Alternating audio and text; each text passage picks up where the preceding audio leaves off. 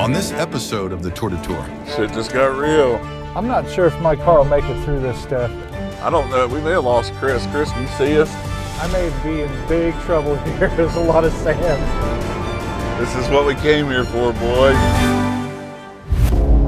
Across some of the harshest environments in America, 3 car dealers set out to prove that ordinary Nissans could take on an extraordinary journey. Where we're going, we don't need roads. And to finally prove that the much talked about CVT transmission had been wrongly accused. If there was a wrong way to use a CVT, we found it. Because, as we all know, the best lessons, stories, and outcomes are found on the roads least traveled. They're found in the Tour de Tour.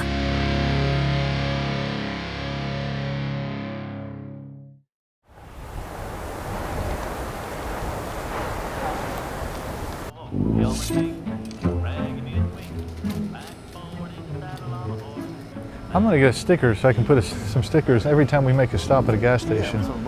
I'm gonna put a sticker on my car. I'll do 3 number 3s. A magnet, a sticker.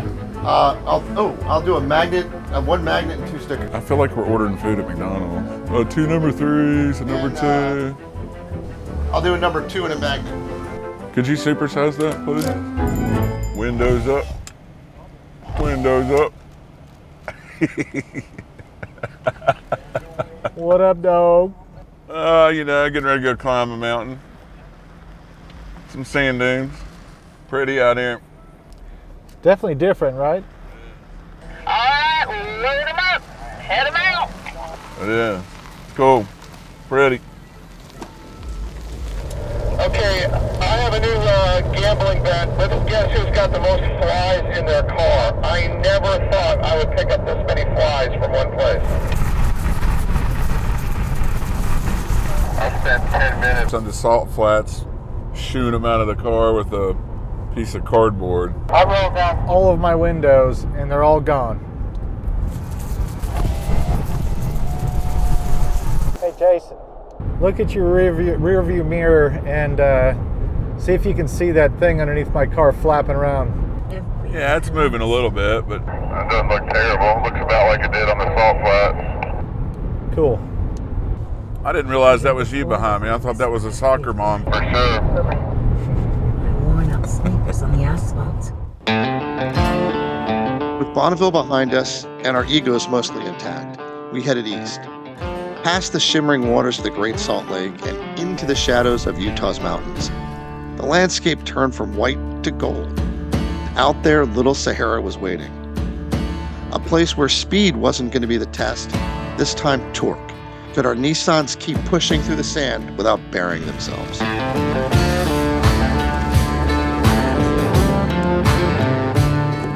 This is the Nissan Murano. It was introduced in 2002. It's a crossover SUV. So obviously the Nissan Murano wasn't designed to take out on the Salt Flats or to set any land speed records. While it's done a pretty decent job, you can tell it's not too enthusiastic to be out here.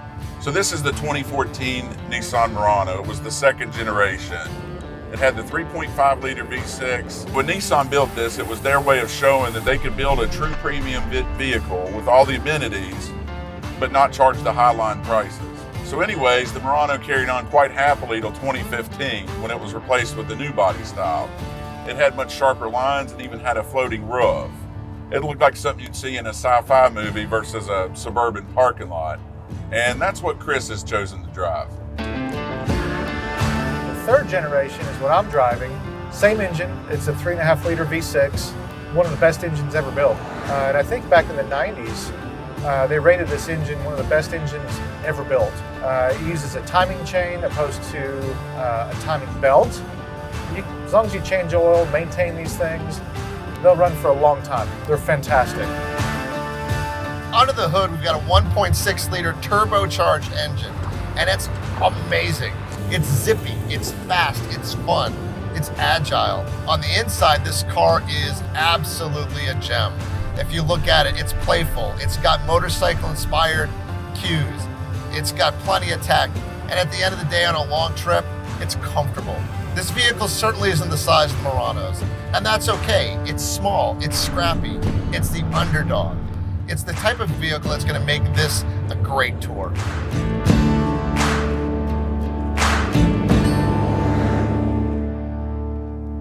At first sight, your mind plays tricks. How did we get to Africa? The dunes roll like the Sahara itself, 60,000 acres of gold. In truth, these sands were born here in Utah, carried on the wind from rivers thousands of years ago, and piled into what the locals call Utah's sandbox.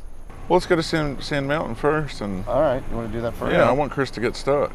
Well, all right, let's see what we can do. I think that was the cue. He said, Could you hear him getting a little nervous back there? yeah, he looked at our car. I mean, and that was nothing. You guys we wanna haven't even do- started yet, and he's already getting worried. On the highway, everything felt fine. The CVT's smooth, steady throttle, and the road gave them that. But the moment we turned off onto the sand trails, all of that changed. I like this little off-roading road on the side here to the right. No, you're not. Well, fuck it. You guys are crazy.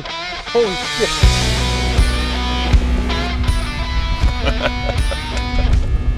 The tires dug in, the steering grew heavy, and every mile felt like we were dragging the car through quicksand. I can't see. I'm blind. Jason was immediately swallowed in dust, and Chris was nervous about every bump. Who needs skid plates anyway? And I decided it was a good time to see if I could take air. Yeah, Tim hit a little bit of like a kind of a jump, honestly. The Juke caught some air and then it stopped. Oh shit! Is he stopped? I think his transmission fell out. Well, should we go check on him? Yeah, we're gonna turn around. Did you have to go get your transmission too? Transmission's fine, guys. The camp just fell off when I landed. I heard he dropped a little dignity back there as well. He lost his camera. No biggie, we're all good. That's a pretty view in front of us. This is so freaking cool, man. Looming over the horizon was Sand Mountain. It's 700 feet of pure vertical sand, a giant dune that dominates Little Sahara. And for the locals, it's the ultimate test. A rite of passage, specifically built for UTVs and sand rails, launching at it flat out, clawing their way to the top in explosions of noise and grit. There's people coming down these dunes, like the real steep ones. Wow. I've never seen anything like this. There's no way our cars are making it up that.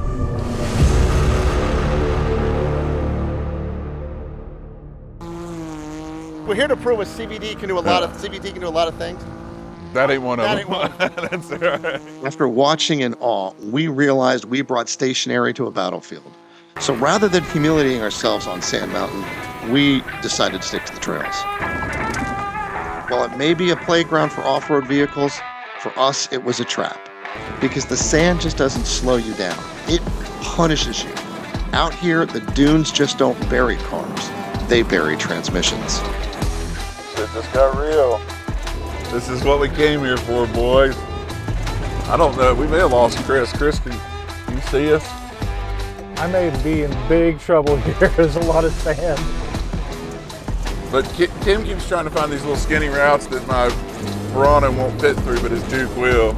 I see what you're doing, Tim. Jason, it's called a trail for a reason. I'm not sure if my car will make it through this stuff. I think I'm gonna need a new air filter after this. I'm scraping on both sides. There goes a mirror. There goes another mirror. I'll say this, if we get stuck, all three of us are gonna get stuck. I say we just spend the night here. I'm good with that.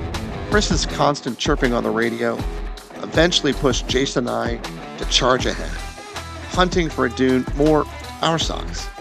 We thought we'd found it, but before we could even line up, the true star of our day and our show arrived, our first detour. What's happening, Tim? One of the production vehicles developed a flat, and here's the ironic bit. We thought about bringing full-size spares for our talent cars, but not the production fleet, which meant the first real adventure wasn't on the dunes, but here with this tire.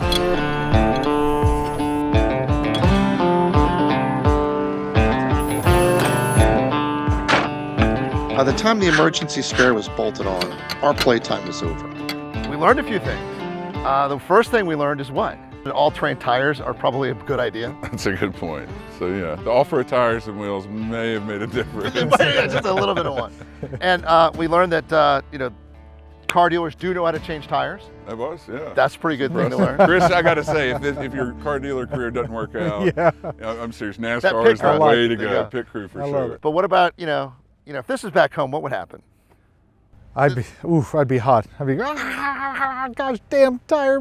You'd be an angry elf. Kind of like in the Christmas story. I'd be just like that guy. Well, the most important thing is, though, that Jason said something earlier. He said, normally we have a problem, but when you sit out here and you're looking at this vast array of just absolute beautiful mountains and sand and scenery, makes your bad day pretty easy. Yeah. Yep. Not a bad place to have a problem. Not a bad place at all. Yep. So we look forward, we look forward for a little bit of a ride, get a little tire repair, and 50 miles an hour team, tops, yeah. because we're on a donut. And then we'll hit the trail tomorrow. All right, let's get going. With our speed limited on the spare, we had to adjust our schedule and limp on. Somehow, the cars kept going. Through the sand, through the heat, through all our mistakes, they just kept moving, which is more than we expected. So with the production car hobbled on a spare, we rolled into the night. Slower, quieter, but still moving forward. And out there in the dark, we knew tomorrow would bring something else entirely different. The kind of wonder that makes you forget the dust and the flats. Oh yeah! Oh, I want my $100!